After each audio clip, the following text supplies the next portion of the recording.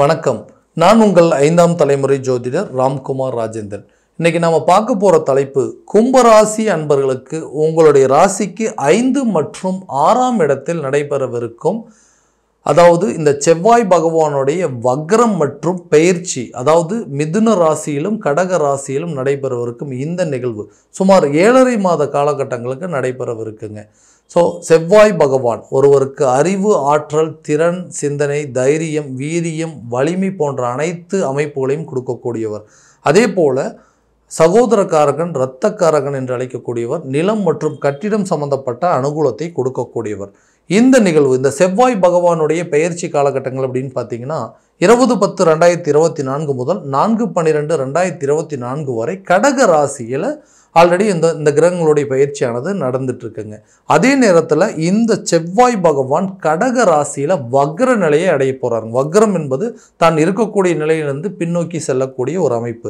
இந்த நிகழ்வு 7/12/2024 முதல் 21/1/2025 வரை கடக ராசியில் செவ்வாய் பகவானுடைய வக்ர நிகழ்வானது நடைபெறவிருக்குங்க. அதே நேரத்தில் இந்த கடகத்திலிருந்து மிதுன ராசிக்கு பயிற்சி அடையக்கூடிய காலம், அதாவது தன்னுடைய ராசியிலிருந்து பின்னோக்கி செல்லக்கூடிய ஒரு அமைப்புங்க. இதைத்தான் செவ்வாய் பகவான் மிதுன ராசிக்கு பயிற்சி அடையக்கூடிய காலகட்டங்கள் 21/1/2025 முதல் 3/4/2025 வரை நடைபெறவிருக்குங்க. பின் மிதுன ராசியிலிருந்து மீண்டும் கடக ராசிக்கு பயிற்சி அடைகிறார்.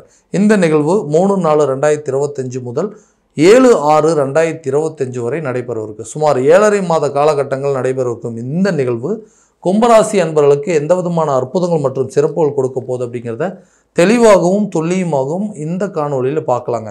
நம்ம சேனலை ஃபஸ்ட் டைம் பார்க்குறவங்களா அந்த சப்ஸ்கிரைப் பண்ணிக்கோங்க, பெல் பட்டனை கிளிக் பண்ணி ஆல் அப்படிங்கிற ஆப்ஷன் கொடுத்துக்கோங்க. ஸோ கும்பராசி அன்பர்கள் சனி பகவானை அதிபதியாக கொண்டவர்கள், எந்த ஒரு விஷயத்தையும் தைரியத்தோடும் துணிச்சலோடையும் செய்து காட்டக்கூடிய நபர்கள், தன்னை சுற்றி எப்போவுமே எல்லாரும் மகிழ்ச்சியாக இருக்கணும், தன்னை சுற்றி எப்போவுமே எல்லாருமே சந்தோஷமாக இருக்கணும்னு நினைக்கக்கூடிய நபர்கள், எவ்வளோ கஷ்டங்கள் இருந்தாலும் எவ்வளோ சோகங்கள் இருந்தாலும் தன்னை விட்டு வெளியே காட்டிக்க மாட்டாங்க. எப்போவுமே ஒரே நிலையாக இருப்பாங்க. சூழ்நிலைக்கு தகுந்தவர் போல் வாழ்க்கை நிலையை மாற்றி அமைச்சிக்கக்கூடிய ஒரு நபர்கள், எல்லாத்தையுமே அதாவது ரொம்ப ரொம்ப பாசத்தோடு நடந்துக்கக்கூடிய, எல்லாருக்கிட்டையுமே ரொம்ப பாசமாக இருப்பாங்க. எந்த விஷயத்தையுமே அதாவது கலங்கா நெஞ்சத்தை கொண்டவர்கள் அப்படின்னு சொல்லுவாங்க. நிறைய துரோகத்தையும் வலிகளையும் தனக்குள்ளே வைத்து கொள்ளக்கூடிய நபர்களும் இந்த கும்பராசிக்காரர்கள். ஸோ இந்த ராசிக்காரர்களுக்கு கடந்த சில காலகட்டங்களாக பார்த்தீங்கன்னா, ஒரு விஷயத்தை பண்ணுறோம், ஒரு பூர்வீக சொத்து, அதாவது பூர்வீக தொழிலை ஒன்று பண்ணிகிட்ருக்குறோங்க, வம்சாவளியே ஒரு பிஸ்னஸ் பண்ணிகிட்ருக்கோம், அந்த பிஸ்னஸ் கரெக்டாக நான் அதுக்கு சூட்டபுளாக இல்லையான்னு தெரியல. ஏன்னா நான் அதை ஆரம்பித்தேங்க, அதை ஆரம்பித்ததுக்கப்புறம் இதுக்கு முன்னாடி நடந்த வரைக்கும் எல்லாமே நல்லா போயிட்டு இருந்தது, எனக்கு திடீர்னு அதில் என்னமோ ஒரு தடுமாற்றம், இதுக்கு நான் சரியான ஆளாக இல்லையா, இந்த பிஸ்னஸை பேசாமல் விட்டுட்டு நம்ம வேறு ஏதாவது தொடங்கியிருக்கலாம் அப்படிங்கிற எண்ணங்கள்லாம் அடிக்கடி போயிட்டே இருக்குங்க. ஸோ இதை கரெக்டாக நடத்த முடியுமா, இதுக்கு நான் சூட்டான ஆளான்னு கேட்டிங்கன்னா கட்டாயமாக கண்டிப்பாக இந்த பூர்வீக குலத்தொழிலோ இருந்தாலும் சரிங்க, அந்த பூர்வீக சம்மந்தப்பட்ட சில தொழிலாக இருந்தாலும் சரி, உங்களுடைய வம்சாவளியாக வரக்கூடிய தொழிலாக இருந்தாலும் சரி, அந்த பிஸ்னஸில் கட்டாயமாக நீங்கள் அது ஒரு பேரை நிலைநாட்டக்கூடிய ஒரு யோகா காலகட்டமாக இருக்க போது இந்த வக்ர நிலை மற்றும் பயிற்சி காலகட்டங்களில். ஏன்னா இந்த பிஸ்னஸ் உங்களுக்கு கண்டிப்பாக அது சூட்டபுளான பிஸ்னஸ் அப்படிங்கிறத கண்டிப்பாக சூஸ் பண்ணிக்குவீங்க. அதே போல் புதிய தொழிலை தொடங்குவதற்கான சில யோகத்தை கொடுக்கக்கூடிய காலமாக இருக்க போதுங்க. அடுத்தது இந்த வேலையில் இருக்கிறவங்க இந்த வேலையை விட்டுட்டு புதுசாக ஏதாவது ஒரு வேலையை தேடலாமா, அல்லது இந்த வேலையிலேருந்து வெளிநாடு சம்மந்தப்பட்ட அனுகூலங்கள்லாம் இருக்குது. ஏன்னா நிறைய முயற்சி பண்ணிகிட்டு இருக்கிறவங்க, ஒரு கவர்மெண்ட் சம்மந்தப்பட்ட எக்ஸாம்ஸ் எல்லாம் ரொம்ப நாளாக எழுதிட்டே இருக்கேன், ஆனால் எனக்கு கிடைக்கவே மாட்டேங்குது, நானும் கிட்டத்தட்ட 4-5 வருஷமாக வேலைக்கு போகாமல் இந்த எக்ஸாமுக்காகவே நிறைய வேஸ்ட் பண்ணிட்டேங்க. ஸோ இந்த நேரத்தில் ஏதாவது முயற்சி சம்மந்தப்பட்ட அனுகூலங்கள், நான் இவ்வளோ கஷ்டப்பட்டுட்டு இருக்கேனே, இதுக்கு எனக்கு பலன் இருக்குது அப்படின்னு கேட்டிங்கன்னா கண்டிப்பாக ஒரு நல்ல யோக காலமாக இருக்க போதுங்க. 7.5 மாத காலகட்டங்கள் நடக்கவிருக்கும் வக்ரம் மற்றும் பயிற்சி காலகட்டங்களில் இந்த நேரத்தில் ஒரு எக்ஸாமை கரெக்டான விதத்தில் எழுதுனீங்க அப்படின்னா கண்டிப்பாக அரசு சம்மந்தப்பட்ட அனுகூலத்தை கொடுக்கக்கூடிய ஒரு காலகட்டமாக இருக்க போதுங்க. கவர்மெண்ட் ஜாப்பில் இருக்கிறவங்களுக்கு டிரான்ஸ்ஃபர் சம்மந்தப்பட்ட யோகம், அதே போல் ப்ரைவேட் ஜாப்பில் இருக்கிறவங்களும் அதே டெம்பரவரியாக இருக்கக்கூடியவங்க கூட பர்மனெண்ட் ஆவதற்கான வாய்ப்புகள். ரொம்ப கான்ட்ராக்ட் பேஸில் தாங்க எம்ப்ளாயியாக இருந்துட்டு இருந்தேன், இந்த ரொம்ப வருஷமாக ஒர்க் பண்ணிகிட்ருக்கேன், 4-5 வருஷமாக இந்த இடத்துல டெம்பரவரியாக தான் ஒர்க் பண்ணிகிட்ருக்கேன், எனக்கு பர்மனெண்ட் போஸ்டிங் கிடைக்குமா அப்படின்னு யோசிச்சிங்கன்னா கண்டிப்பாக பர்மனெண்ட்டாக ஒரு ஜாப் கிடைப்பதற்கான வாய்ப்புகள், புதிய வேலை கிடைப்பதற்கான சில சூழல் அப்படிங்கிறது கண்டிப்பாக உருவாகுங்க. நீண்ட நாட்களாக திருமணம் நடக்காத நபர்களுக்கு திருமணம் சம்பந்தப்பட்ட யோகத்தை கொடுக்கக்கூடியது இந்த செவ்வாய் பகவான். ஸோ திருமண தடை, திருமண தோஷம் இருக்கும் போலங்க, கல்யாணமே நடக்க மாட்டேங்குது, ரொம்ப நாளாக வந்து தள்ளி போயிட்டுருக்கேன்னு யோசிக்கிறவங்களுக்கு இந்த கால சூழ்நிலையில் உங்களுக்கு திருமணம் சம்மந்தப்பட்ட யோகத்தை கொடுக்குங்க. தன்னுடைய நிலையிலிருந்து வக்ர நிலை அடையும் பொழுது இது வரைக்கும் யாருக்கெல்லாம் வந்து திருமணம் சம்மந்தப்பட்ட பாதிப்புகள், அதாவது மேரேஜ் நடக்கலைன்னு சொல்கிறீங்கன்னா அவங்களுக்கு மேரேஜ் நடப்பதற்கான வாய்ப்புகள் அப்படிங்கிறது கண்டிப்பாக உருவாகுங்க. குழந்தை இல்லாத நபர்களுக்கு குழந்தை பாக்கியம் ஏற்பதற்கான சூழல். இந்த 5ஆம் இடம் என்று சொல்லக்கூடிய பூர்வ புண்ணியஸ்தானம், புத்திரஸ்தானம் என்று அழைக்கக்கூடிய இடத்துல ரொம்ப வருஷமாக வந்து குழந்தை பாக்கியம் இல்லாமல் இருக்குது அப்படிங்கிறவங்களுக்கு கட்டாயமாக குழந்தை பாக்கியம் ஏற்படுறதுக்கான சில சூழல் அப்படிங்கிறது கண்டிப்பாக ஏற்படுங்க. ஏதாவது ஒரு சாபமோ யார் பண்ண பாவமோ தெரியல, எங்களுக்கு வந்து இந்த குழந்தையே இல்லாமல் இருக்குதுங்க, நிறைய கோயிலுக்கு போயிட்டு வந்துட்டுங்க, நிறைய ட்ரீட்மெண்ட் எடுத்துட்டோம், எதுவுமே எங்களுக்கு சக்ஸஸ் ஆகலைன்னு சொன்னிங்கன்னா இந்த கால சூழ்நிலையில் இந்த 5ஆம் இடத்துல புத்திரஸ்தானத்தில் நடைபெறக்கூடிய இந்த நிகழ்வில் புதிதாக குழந்தை பாக்கியம் ஏற்படுவதற்கான வாய்ப்பு, நீங்கள் எடுக்கக்கூடிய மருத்துவ முயற்சிகள் நல்ல பலனை கொடுக்கும். ஏன்னா அந்த 6ஆம் இடம்னு சொல்லக்கூடிய நோய் மற்றும் எதிரிகள் ஸ்தானங்க. ஸோ இந்த இடத்துல நடக்கக்கூடிய மாற்றத்திலையும் நம்மளுக்கு உடல் ரீதியாக இருக்கக்கூடிய பாதிப்புகள் விலகுங்க. இந்த நேரத்தில் ட்ரீட்மெண்ட் எடுத்திங்கன்னா அது சக்ஸஸாக மாறும். கணவன் மனைவிக்கிடையே இருக்கக்கூடிய கருத்து வேறுபாடுகள் அப்படிங்கிறது கண்டிப்பாக விலகுங்க.